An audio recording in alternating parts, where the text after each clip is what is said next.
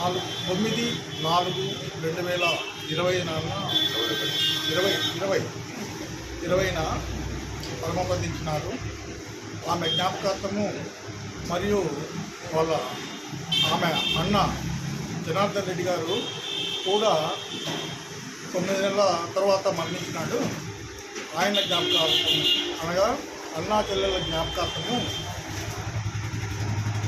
9/4/20 నుంచి ఈరోజు వరకు ప్రతిరోజు